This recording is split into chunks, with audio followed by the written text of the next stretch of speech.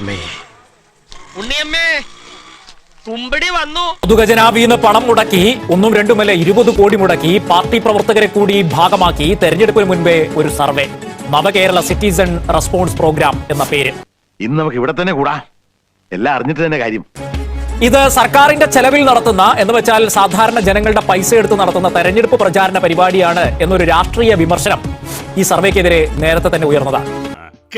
സത്യമാണെങ്കിലും എനിക്ക് അംഗീകരിച്ചു കൊടുക്കാൻ പറ്റുമോ എന്നുള്ളതാണ് കോൺഗ്രസിന്റെ അഭിപ്രായം. ശ്രീ വി വസീഫ്, എന്തുകൊണ്ട് കോടതിയിൽ നിന്ന് തിരിച്ചടി നേരിട്ടു?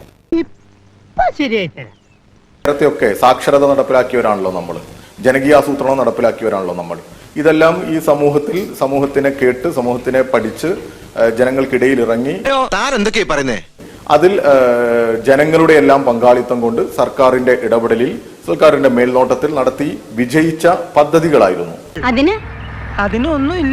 അങ്ങനെ തന്നെയാണ് നമ്മൾ ഇപ്പോ കേരളം, ഇന്ത്യയിൽ നമ്മുടെ രാജ്യത്ത് ജനങ്ങൾ പട്ടിണി കിടക്കുന്ന എണ്ണം പെരുകുന്ന സമയത്ത്, ഹങ്കർ ഇൻഡെക്സിൽ ഇന്ത്യ കുതിക്കുന്ന സമയത്ത് കേരളം പട്ടിണി കിടക്കാത്ത മനുഷ്യരുടെ നാടായി കേരളം തലയെടുപ്പോടുകൂടി നിൽക്കുന്നതെല്ലാം എന്നിട്ട് ഇങ്ങനെ ഒരു കരുതലിൽ ഇങ്ങനെ ജനങ്ങളെ ചേർത്ത് നിർത്തി എല്ലാവരെയും കേട്ട് മനസ്സിലാക്കി അതിൽ പാർട്ടിയുടെയും എല്ലാ പാർട്ടികളുടെയും ഒക്കെ ഇൻവോൾവ്മെന്റും തദ്ദേശ സ്വയംഭരണ വകുപ്പുകളുടെ ഒക്കെ പങ്കാളിത്തവും ഒക്കെ കൂട്ടി യോജിപ്പിച്ചുകൊണ്ട് മുന്നോട്ട് പോയത് കൊണ്ടാണ് അങ്ങനെ ഒരു മുന്നേറ്റം കേരളത്തിൽ ഉണ്ടായത്. സ്വന്തം ഇഷ്ടത്തിന് തട്ടിവിടുന്നതാണ് സ്വാഭാവികമായിട്ടും എല്ലാ ഘട്ടത്തിലും കേസ് കൊടുത്തും അല്ലാതെയും ആക്ഷേപിച്ചും ഒക്കെ കേരളത്തിലെ ഗവൺമെന്റ് ഒരടി മുന്നോട്ട് വെക്കുമ്പോൾ അതിനെല്ലാം എങ്ങനെയൊക്കെ തകർക്കാം, ആക്ഷേപിക്കാം, എവിടെയൊക്കെ നേരിടാം എന്നൊക്കെ ആലോചിച്ചുകൊണ്ടാണ് ഇവരൊക്കെ വന്നുകൊണ്ടിരിക്കുന്നത്. വയനാടിന് വേണ്ടി നിങ്ങൾ പിരിച്ച ഫണ്ട് നമ്മൾ കണ്ടു. 3.5 ഏക്കർ ഭൂമി ഇപ്പോ അതും ഗത്യന്തരമില്ലാതെ എടുത്തു. എന്നിട്ട് അതിന്റെ പേരിൽ നുണ പറയുന്ന ഒരു പ്രതിപക്ഷ നേതാവ്. കവി തല്ലുവാങ്ങിയിട്ടേ പോകുന്ന തോന്നുന്നത്. 10 സെന്റ് ഭൂമിയിൽ വീടുണ്ടാക്കുമെന്നാ നിങ്ങൾ പറഞ്ഞത്. 3.5 ഏക്കറിൽ 100 വീട് എങ്ങനെ ഉണ്ടാക്കാനാ നിങ്ങൾ? വീണ്ടും നിങ്ങൾ ഭൂമി വാങ്ങേണ്ടി സാഹചര്യമല്ലേ ഉള്ളത്? പണ്ഡിതനാണെന്ന് തോന്നുന്നു, അർത്ഥം പറഞ്ഞു കേട്ടില്ലേ? നിങ്ങളുടെ യൂത്ത് കോൺഗ്രസ് എത്ര പണം പിരിച്ചത്? ആദ്യം നിങ്ങളുടെ പുറത്താക്കപ്പെട്ട യൂത്ത് കോൺഗ്രസിന്റെ സംസ്ഥാന അധ്യക്ഷൻ പറഞ്ഞത് 86 ലക്ഷം മറ്റോ ആണ്. പിന്നീട് കൊടുത്തത് 1 കോടി. അതും ആർക്ക് കൊടുക്കുക? KPCC കൊടുക്കുക. ഇതിപ്പം അന്ന് പോലെ പറഞ്ഞുകൊണ്ടിരിക്കുന്ന ആരോ പറഞ്ഞ് പഠിപ്പിച്ചു വിട്ടാൽ മതി. ആ വയനാടിന് വേണ്ടി പോലും ഫണ്ട് പിരിക്കുന്ന സമയത്ത് ആ ഫണ്ടിനെ എതിർക്കുകയും ആക്ഷേപിക്കുകയും അങ്ങനെ ഒരു പുനരധിവാസ പ്രവർത്തനത്തെ എങ്ങനെ പിന്നോട്ടേക്ക് കൊണ്ടുപോകാൻ പറ്റും എന്നൊക്കെ ആലോചിച്ച് അതിനുവേണ്ടി പ്രചരണം നടത്തി ജനങ്ങളെ മനം മടുപ്പിക്കുന്ന തരത്തിലേക്ക് കൊണ്ടുപോയവരാണ് ഇവര്. ഇതൊരു സാങ്കേതികത്വത്തിൽ പിടിച്ചു നിൽക്കുന്ന ഒരു വിധി മാത്രമാണ്. കേരളത്തിന്റെ മുന്നോട്ടുള്ള പോക്കിന്, കേരളത്തിന്റെ ഈ കുതിച്ചുചാട്ടത്തിന് ഗുണകരമായേക്കാവുന്ന ഒരു സംവിധാനം, ഒരു പരിപാടിയായിരുന്നു ഇതിൽ മുന്നോട്ട് വെച്ചത്. അത് CPM-ന്റെ സംസ്ഥാന സെക്രട്ടറി ഒരു സർക്കുലർ അയച്ചു എന്നുള്ളതാണോ അതിൽ ഇത്ര വലിയ തെറ്റ്? ഈ ഒരു പരിപാടിക്ക് ഒരു 20 കോടി ചെലവാക്കിയതാണോ ഇത്ര വലിയ, അല്ലെങ്കിൽ ചെലവാക്കാൻ തീരുമാനിച്ചതാണോ ഇത്ര വലിയൊരു പാതകം? ഇത് തെരഞ്ഞെടുപ്പ് കാലമാണ്. അപ്പൊ ഇതിനകത്ത് കൃത്യമായ തെരഞ്ഞെടുപ്പ് ലാക്കുണ്ട്. ഈ പരിപാടി നടത്തുക വഴി CPM-ന് രാഷ്ട്രീയ നേട്ടം ഈ തെരഞ്ഞെടുപ്പിൽ കിട്ടണം എന്നൊരു കുരുട്ടുബുദ്ധിയുണ്ട്. അതിന് CPM-കാരുടെയും അല്ലാത്തവരുടെയും ഒക്കെ ആയിട്ടുള്ള ഓരോ മനുഷ്യരുടെയും നികുതി പണത്തിൽ നിന്ന് 20 കോടി ചെലവഴിക്കുമ്പോഴാണ് ആ പ്രശ്നം. അത് മനസ്സിലാവുന്നുണ്ടോ? പാർട്ടി ഫണ്ട് എടുത്ത് ചെലവഴിക്കുകയാണെങ്കിൽ ഇവിടെ ആരും എതിർക്കില്ല. ആർക്കാണ് എതിർക്കാൻ പറ്റുക? എല്ലാ പാർട്ടിക്കാരും ചെയ്യുന്നില്ലേ? ചെയ്തോട്ടെ. ഇത് അങ്ങനെയല്ലല്ലോ പ്രശ്നം. ശ്രീ വസീം, ഇതിലെവിടെയാണ് ഈ പണം ചെലവഴിച്ച് CPM-ന് നേട്ടം ഉണ്ടാക്കുന്നത്? CPM-ന്റെ ഏതെങ്കിലും പ്രത്യേക നേട്ടത്തിന് വേണ്ടിയിട്ടാണോ ഈ പണം ചെലവഴിക്കുന്നത്? അങ്ങനെയല്ലല്ലോ. ഈ ഒരു പ്രോസസ്സിൽ CPM പ്രവർത്തകർ പങ്കെടുക്കണം, അല്ലെങ്കിൽ അത് പങ്കെടുക്കണം എന്ന് പറയുന്നത് വോളണ്ടറി ആയിട്ടാ. അങ്ങനെ ഒരു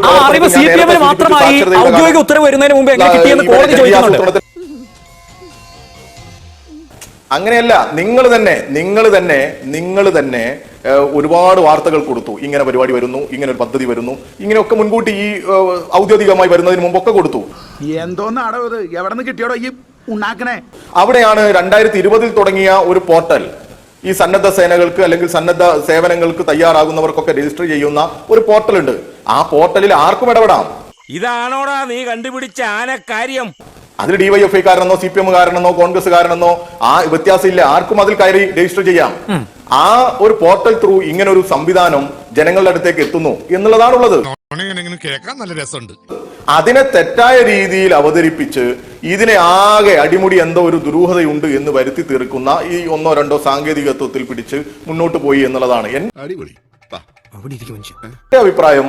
ഇത് ഒരു സുപ്രീം കോടതിയിൽ വളരെ കൃത്യമായി അവതരിപ്പിച്ചു കഴിഞ്ഞാൽ, അപ്പീൽ കൊടുത്തു കഴിഞ്ഞാൽ ഇതിന് അംഗീകാരം തരും. കാരണം ഒരു ഗവൺമെന്റിന്റെ ഒരു എക്സസൈസ് ആണ്, ഗവൺമെന്റിന്റെ ഒരു പദ്ധതിയാണ്. അതായത് നട്ട ഉച്ചയ്ക്ക് നല്ല വെയിലിന്റെ അടിയിൽ നിന്ന് സൂര്യൻ ഇന്ന് ഉദിച്ചിട്ടില്ല, ഇന്ന് ചന്ദ്രനാണ് കാണുന്നത്, നമുക്കിതാ എന്തോ നല്ല നിലാവ് എന്ന് പറഞ്ഞാൽ അത് പാർട്ടി പ്രവർത്തകർ അപ്പാടെ അങ്ങ് വിഴുങ്ങും. എന്നിട്ട് പറയും നല്ല അടിപൊളി നിലാവ് എന്ന് പറഞ്ഞുകൊണ്ടിരിക്കുന്ന പാർട്ടി പ്രവർത്തകർ അവർ മാത്രമാണോ? ഇനി അത് ജനം കൂടി വിശ്വസിച്ചിട്ടുണ്ടോ? ഞങ്ങൾ പറഞ്ഞത് സൂര്യനല്ല ചന്ദ്രനാണ് എന്ന് പറഞ്ഞത് ജനം കൂടി വിശ്വസിച്ചിട്ടുണ്ടോ എന്നറിയാൻ വേണ്ടിയുള്ള ഒരു സർവേയാണ് ഈ പരിപാടി. ഈ പറയുന്ന ലോക്സഭാ തെരഞ്ഞെടുപ്പിന് സമയത്ത് ഒരു നവകേരള യാത്ര നടത്തി. ആ യാത്രയുടെ അവസാനം മുഖ്യമന്ത്രിയും മന്ത്രിമാരും ഇരുന്ന് അവരുടെ സുഖവാസ സൗകര്യങ്ങൾ ആനന്ദിച്ച പ്രജകളെ കാണാൻ വേണ്ടി പൊന്നു തമ്പുരാൻ എഴുന്നള്ളിയ ആ പല്ലക്കുണ്ടല്ലോ, ആ വാഹനം അത് മ്യൂസിയത്തിലേക്ക് സംഭാവന ചെയ്യും. ഒരുപക്ഷെ ലണ്ടനിൽ നിന്നോ അല്ലെങ്കിൽ പാരീസിൽ നിന്നോ ഒക്കെ മ്യൂസിയങ്ങൾ ആവശ്യപ്പെട്ടാൽ പോലും നമ്മൾ വിട്ടുകൊടുക്കില്ല. അത് കേരളത്തിന്റെ തലസ്ഥാനത്ത് തിരുവനന്തപുരത്ത് പ്രതിഷ്ഠിക്കും എന്നാണ് പറഞ്ഞത്. ആ വണ്ടി ഇപ്പൊ ഏത് ആക്രിക്കടയിലാണ് എന്ന് നമുക്കറിയില്ല. രണ്ടാമത് ഇവർ വേറൊരു പരിപാടി നടത്തി. അത് പഞ്ചായത്ത് തെരഞ്ഞെടുപ്പുമായി ബന്ധപ്പെട്ടാണ്. അതാണ് ആഗോള അയ്യപ്പ സംഗമം. അത് ആഗോള തട്ടിപ്പ് സംഗമമാണ് എന്ന് നമുക്ക് കഴിഞ്ഞ ദിവസങ്ങളിൽ മനസ്സിലായിക്കൊണ്ടിരിക്കുകയാണ്. നവകേരള സർവേ എന്ന് പറയുമ്പോൾ എന്താണ് പ്രശ്നം? ആദ്യം ഇവർ ജനങ്ങളിലേക്ക് ഇറങ്ങിച്ചെല്ലാൻ വേണ്ടി പാർട്ടി പ്രവർത്തകരോട് പറഞ്ഞു. പാർട്ടി പ്രവർത്തകർ ചെന്നപ്പോഴത്തേക്ക് ചൂലിനാണ് ജനം കൈകാര്യം ചെയ്തത്. ചൂലെടുത്ത് അടിച്ചു. കാര്യം ആദ്യം പാർട്ടി പ്രവർത്തകരോട് പറഞ്ഞു, നിങ്ങൾ ബൂത്ത് ലെവൽ സഹാക്കന്മാരെല്ലാം നാളെ രാവിലെ വീടുകളിലേക്ക് ചെല്ലണം, നമ്മുടെ സർക്കാർ അങ്ങനെ ചെയ്തു ഇങ്ങനെ ചെയ്തു എന്ന് പറയണം. അങ്ങനെ പറയുമ്പോഴത്തേക്ക് ഇതൊരു നടക്ക് പോണ മാതിരില്ല. അവിടെ നിന്ന് അവരുമായി സ്നേഹത്തിൽ പെരുമാറി ഇറങ്ങി വരണം, ചായ കുടിച്ചു വരണം എന്ന് പറഞ്ഞു. അങ്ങനെ ചെന്നപ്പോൾ ചായ പോയിട്ട് പച്ചവെള്ളം പോലും കൊടുത്തില്ല എന്ന് മാത്രമല്ല ചൂലെടുത്ത് ജനം കൈകാര്യം ചെയ്തു. നാണമില്ലേ നിങ്ങൾക്ക്? കിട്ടിയാ ഇല്ല, ചോദിച്ചു വാങ്ങിച്ചു പോവാ. നിങ്ങളുടെ സർക്കാർ വന്നിരിക്കുന്നു, നിങ്ങളുടെ പ്രകടന പത്രിക, അതിനകത്ത് ആശാ അമ്മമാർക്ക് എന്ത് കൊടുക്കും, കൃത്യമായ വേതനം കൊടുക്കുമെന്ന് പറഞ്ഞ നിങ്ങളുടെ പ്രകടന പത്രികയിൽ ആശാ അമ്മമാർ കഴിഞ്ഞ ഒരു വർഷക്കാലമായി സമരരംഗത്താണ്. അവർ സമരത്തിൽ പെരുമഴയത്ത് രാത്രി 2:30 പെരുമഴയത്ത് ഒലിച്ചു കുളിച്ചു നിൽക്കുന്ന സമയത്ത് ആ മഴ കൊള്ളാതിരിക്കാൻ വേണ്ടി വലിച്ചു വെച്ച ടാർപ്പൻ, ആ ടാർപ്പൻ വലിച്ചു കീറി രാത്രി 2:30 പറമ്പിലേക്ക് എറിഞ്ഞ മ്യൂസിയം പോലീസ് നിങ്ങളുടെ സർക്കാരിന്റെ കീഴിലല്ലേ എന്നടക്കം നിങ്ങളുടെ പ്രകടന പത്രികയെ പറ്റി ജനം ചോദിച്ചു. ഞാനൊന്ന് കിടക്കട്ടെ. രണ്ടാമത് ജില്ലാ സഹാക്കളെ പറഞ്ഞു വിട്ടു. ജില്ലാ ലെവലിലുള്ള സഹാക്കൾ എന്ത് ചെയ്യുന്നു? ഗൃഹസന്ദർശനം നടത്തുന്നു. അങ്ങനെ ഗൃഹസന്ദർശനം നടത്താൻ വേണ്ടി ജില്ലാ സഹാക്കൾ എത്തിയപ്പോൾ ജനം പട്ടി അഴിച്ചു വിട്ടു. പട്ടി അഴിച്ചു വിട്ട് കഴിഞ്ഞപ്പോൾ ഇവർ ഓട്ടം. മൂന്നാമത് ഒരു രക്ഷയില്ലാതെ വന്നപ്പോൾ MA ബേബിയെ പോലുള്ള സഖാക്കൾ വീടുകളിലേക്ക് ചെന്നു. ഞാൻ പാത്രമൊക്കെ കഴുകിത്തരാം എന്ന് പറഞ്ഞുകൊണ്ട് അവിടെ ചെല്ലുന്നു.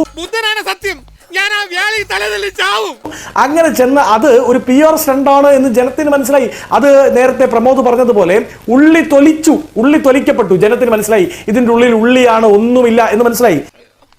കിട്ടിയ മുതലും പലിശ ചേർത്ത് കിട്ടി. ആരും കണ്ടില്ല. വാ, തൽക്കാലം ഇത്രയും മതി. വരട്ടെ.